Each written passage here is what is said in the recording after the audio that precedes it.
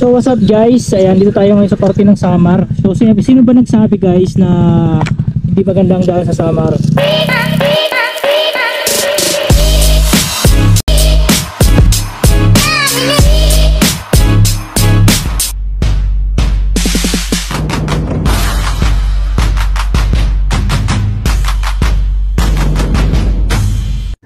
What's up mga idol? Welcome na sa ating panibagong video. Ayan, samahan nyo na naman ako sa aking pagbabakasyon sa aming probinsya, saan na kami nagbiyahe ay pabalik na kami ng Manila. So mula dito sa Tacloban City ay babiyahe tayo at dadaan tayo ng San Juanico Bridge, ang isa sa pinakamagandang tulay dito sa Pilipinas, at pangalawa na lang ngayon na pinakamahabang tulay dahil Cebu na ngayon ang nangunguna. So pasensya na kayo guys, nag-overtake tayo dito sa solid yellow lane dahil sobrang bagal talaga ng truck at tricycle, at medyo nagmamadali tayo dahil pabagsak na rin ang ulan dito. So ayan, matatanaw nyo guys kung gaano kaganda ang San Juanico Bridge na pinagdudugtong ang Leyte at Samar. So nasa bandang dulo na rin tayo dito at binabaybay natin ang tulay na ito. So pagkatapos ito guys ay pagkatawid natin, syempre sa dulo nito ay bubungan sa atin ang napakagandang Samar Island. Ayan, ang sikat na Samar Island at sinasabi nilang one of the most beautiful road in the Philippines. Tutungan natin nga ba mga idol, no, kung talagang totoo nga ba talagang isa sa pinakamagandang daan ang Samar Island dahil sa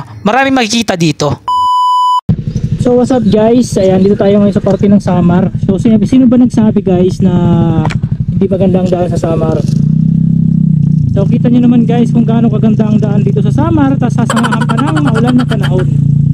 So welcome to Samar Island. Ganito lang naman kami sa Samar.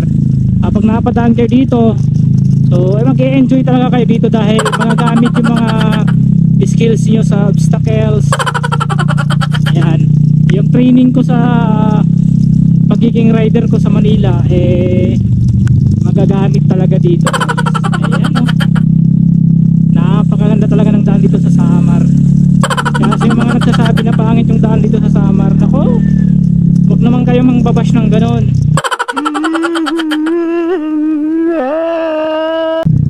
Mahal na mahal namin ng Samar. Ganda-ganda ng daan dito. Plus, sasamahan mo pa ng weather na napakaganda. Ang lupit, di ba?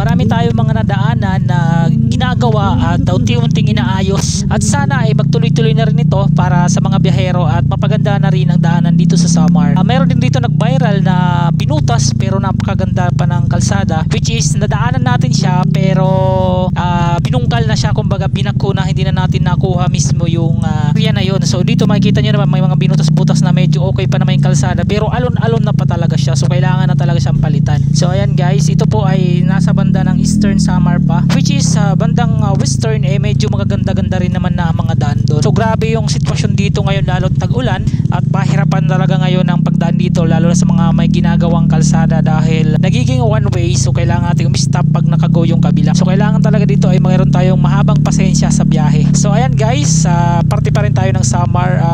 Ang alam ko ay nasa party na tayo ng Katbalogan. So padaan na tayo dito sa may tulay. Itong tulay na to ay sa tingin ko ay kailangan pa talagang paluwangin, no? Pero sa nakikita nyo naman mahirap at matagal na proseso rin yun dahil malawak yung tinatawid nitong ilog. So yan guys, maraming salamat sa pagsama sa atin sa biyahe natin sa Samar. Ayan. At syempre, shoutout muna tayo sa ating mga kaibigan, mga followers at subscribers sa ating YouTube channel. Ayan, sa mga hindi pa po naka-follow at naka-subscribe sa ating YouTube channel, ayan, hanapin nyo lang po yung Waray Moto Rides na ating page at YouTube. Ayan, makikita nyo po ang ating mga latest video. Matagal-tagal din po tayo hindi nakapag-upload dahil na-busy tayo sa ating pagbabakasyon, no? At syempre, nakadalo tayo sa mga piyesta, gathering at mga reunion ng ating mga high school life, mga kaibigan. So ayan, balik Manila na naman tayo guys. Ayan, shoutout pala sa ating Leyte Riders Club at syempre sa aking grupo rin dito sa Manila, no, ang Waray Riders, at sa lahat ng mga nakakakilala sa atin, mga kaibigan natin, shoutout sa inyo lahat dyan. Lagi lang tayo mag-iingat, no, at parating magdarasal bago magbiyahe para sa kaligtasan natin. Maraming salamat guys, abangan nyo pa yung mga susunod natin na video at mga biyahe natin. Peace out!